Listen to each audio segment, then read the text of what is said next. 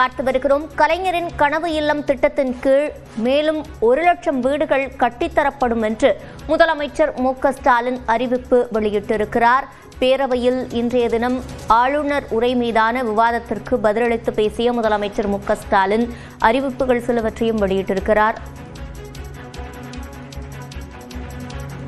இந்த சாதனைகள் வரிசையில் மேலும் சில அறிவிப்புகளை வெளியிட நான் விரும்புகிறேன்.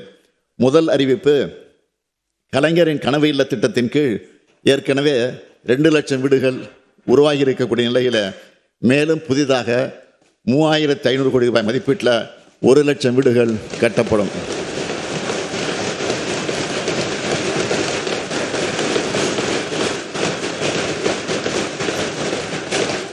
இரண்டாவது அறிவிப்பு, கிராமப்புற பொருளாதாரத்தின் உயிர் நாடியாக விளங்குகிற ஊரக சாலைகளை மேம்படுத்துகிற முதல்வரின் கிராம சாலைகள் மேம்பாட்டு திட்டத்தின் கீழ் 8,911 கோடி ரூபாய் மதிப்பில் 20,484 கிலோமீட்டர் நீளமுள்ள கிராம சாலைகள் மேம்படுத்தப்பட்டு உள்ளது.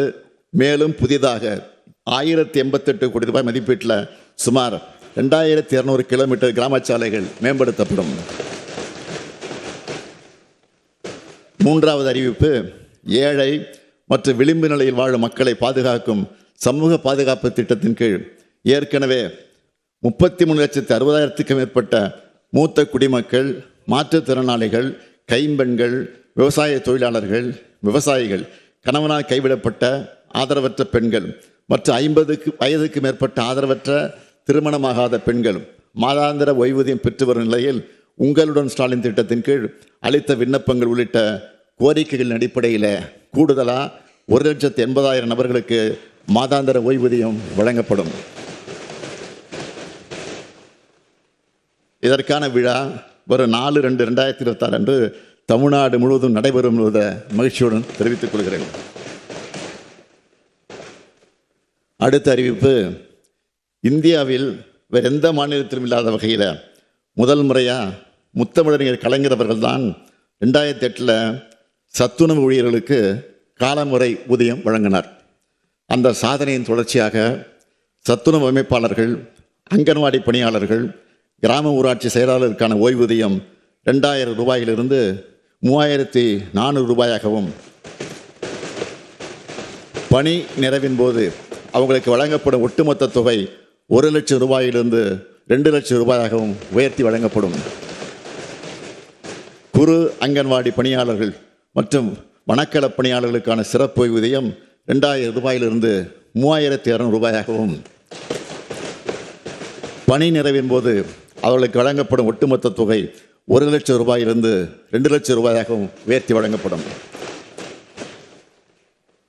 அங்கன்வாடி உதவியாளர்கள், சமையலர்கள், சமையல் உதவியாளர்கள் மற்றும் தூய்மை பணியாளர்களுக்கான சிறப்பு ஓய்வூதியம் 2,000 ரூபாயிலிருந்து 3,000 ரூபாயாகவும், பணி நிறைவின் போது அவங்களுக்கு வழங்கப்படும் ஒட்டுமொத்த தொகை 50,000 ரூபாயிலிருந்து 1 லட்சம் ரூபாயாகவும் உயர்த்தி வழங்கப்படும்.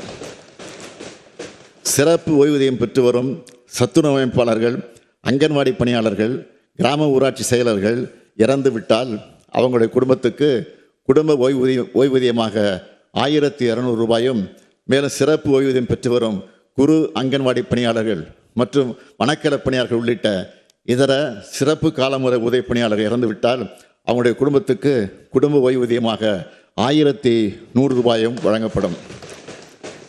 மேலும் சிறப்பு ஓய்வூதியம் பெற்று வரும் அங்கன்வாடி உதவியாளர்கள், சமையலர்கள், சமையல் உதவியாளர்கள் மற்றும் தூய்மை பணியாளர்கள் உள்ளிட்ட இதர சிறப்பு காலமுறை ஊதிய பணியாளர்கள் இறந்துவிட்டால் அவங்களுடைய குடும்பத்துக்கு ஓய்வூதியமாக 1,000 ரூபாய் வழங்கப்படும்.